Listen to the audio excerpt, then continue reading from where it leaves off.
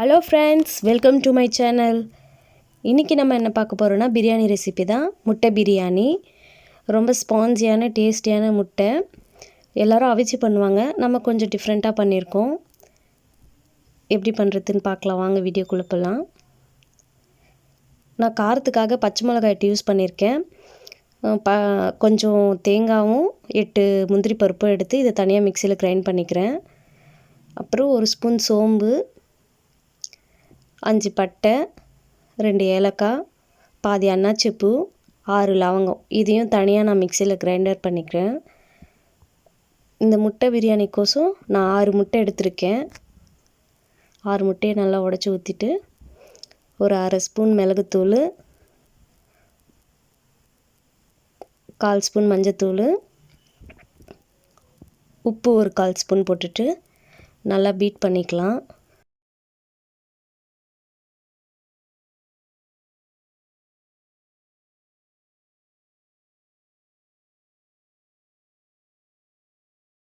நல்லா பீட் பண்ணிக்கோங்க. நல்லா பீட் பண்ணிவிட்டு ஒரு குக்கரில் ஒரு கிளாஸ் தண்ணி வச்சுட்டு அடியில் ஒரு தட்டு போட்டுக்கலாம் ஆவி கட்டுறதுக்காக. தட்டு போட்டுட்டு நம்ம பீட் பண்ண அந்த முட்டையை எடுத்து அந்த கிண்ணத்தை எடுத்து குக்கர் உள்ள வச்சுட்டு க்ளோஸ் பண்ணிடலாம்.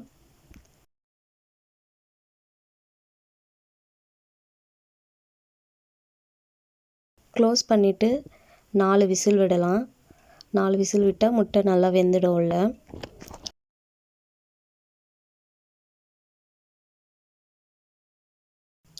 நாலு விசில் விட்டு ரெடி ஆகிடுச்சு முட்டை.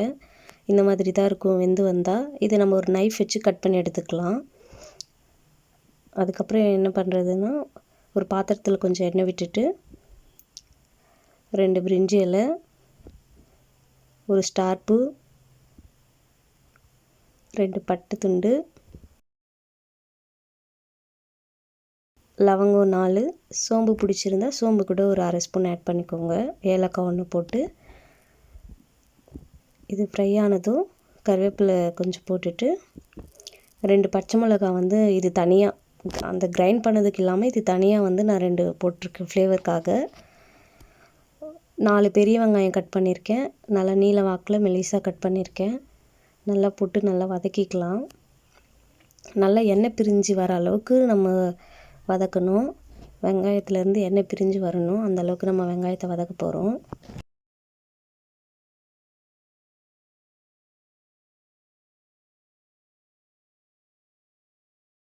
வெங்காயம் வதக்கிறதுக்கோசம் நான் கொஞ்சம் உப்பு ஆட் பண்ணிக்கிறேன். நான் இந்த கேப்லேயே ரைஸ் 2 கிளாஸ் போட்டு ஆஃப் பாயில் பண்ணியிருக்கேன். ஒரு 70% குக் பண்ணிவிட்டு வடிச்சிட்டு ஆற வச்சுருக்கேன். நம்ம வடித்து ஆற வச்சிட்டோம்னா அதுக்கப்புறம் நம்ம இதில் ஆட் பண்ணிக்கலாம். வெங்காயம் வதங்கும் போது நான் முட்டையும் நீஃபில் வச்சு எடுத்துட்டு ஒரு தட்டில் கொட்டி கட் பண்ணுறதுக்கோசம் நான் ரெடி பண்ணிகிட்ருக்கேன். கட் பண்ணி நான் முட்டையை எடுத்துகிட்டு வெளியே இது நம்ம பன்னீர் கட் பண்ணுற மாதிரி முட்டையை கட் பண்ணிக்கலாம். வெங்காயம் நல்லா கொஞ்சம் ப்ரௌனாக மாறுது.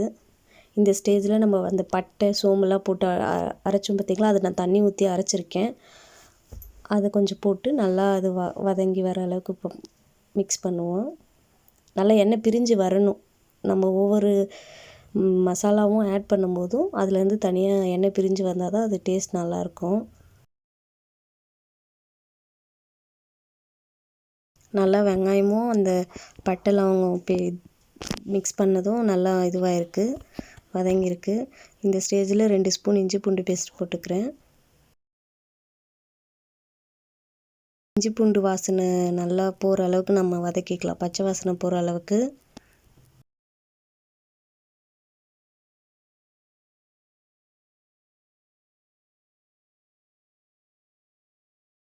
இஞ்சி பூண்டு பேஸ்ட்டு போட்டாச்சு. நல்லா எண்ணெய் பிரிஞ்சு வரும்போது தக்காளி போட்டு ஆட் பண்ணிக்கலாம்.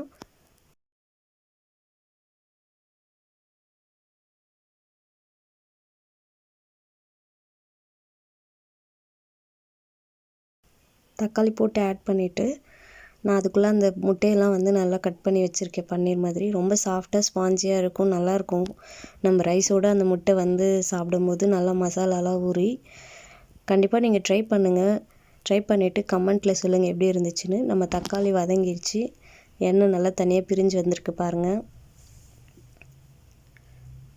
இந்த மாதிரி நல்லா பிரிஞ்சு வரணும். நம்ம ஒவ்வொரு பொருளும் ஆட் பண்ணும்போது நல்லா பிரிஞ்சு வரணும்.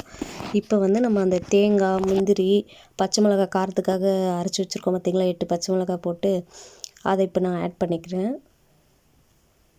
ஆட் பண்ணி நல்லா மிக்ஸ் பண்ணி விட்டுக்கிறேன்.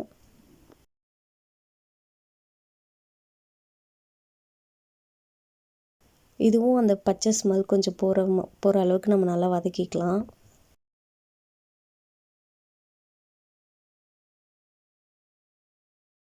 இதிலிருந்தும் நமக்கு எண்ணெய் பிரிஞ்சு வரும். நம்ம இது பிரிஞ்சு வரும்போது நம்ம அந்த கட் பண்ணி வச்சுருக்க அந்த முட்டையை ஆட் பண்ண வேண்டியது தான். பாருங்கள், நல்லா கொஞ்சம் பிரிஞ்சு வந்திருக்கு. நம்ம தட்டு போட்டு மூடிடலாம்.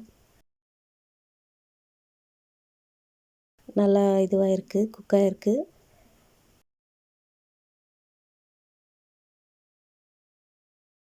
இந்த டைமில் நம்ம உப்பு கொஞ்சம் ஆட் பண்ணிக்கலாம்.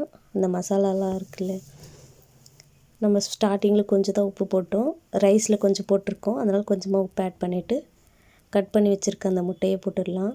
முட்டையை போட்டு நல்லா ஒரு 5 மினிட்ஸ் மிக்ஸ் பண்ணி விட்டுக்கலாம்.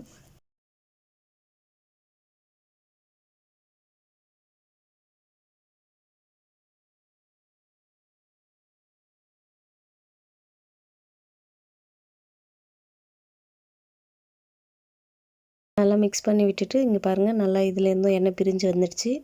இப்போ நம்ம வடித்து ஆற வச்ச அந்த சாதத்தை போட்டு கொஞ்சம் கொஞ்சமாக மிக்ஸ் பண்ணிக்கலாம். ஃபஸ்ட்டு நான் கொஞ்சம் போட்டு மிக்ஸ் பண்ணுறேன், பாதி சாதத்தை.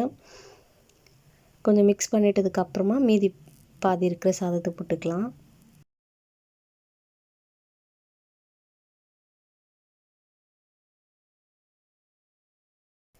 நம்ம வந்து கொட்டி கிளறும் போது சாதத்தை உங்களால் கேஸில் வச்சு கிளற முடியல அப்படின்னா நீங்கள் கீழே கூட இறக்கி வச்சுட்டு நம்ம நல்லா சாதத்தை மிக்ஸ் பண்ணிவிட்டு உப்பு பத்தலைன்னா உப்பு போட்டு நல்லா மிக்ஸ் பண்ணிவிட்டு அதுக்கப்புறம் கூட நம்ம மறுபடியும் கேஸ் மேலே எடுத்து வச்சுக்கலாம். நல்லா மிக்ஸ் பண்ணிவிட்டு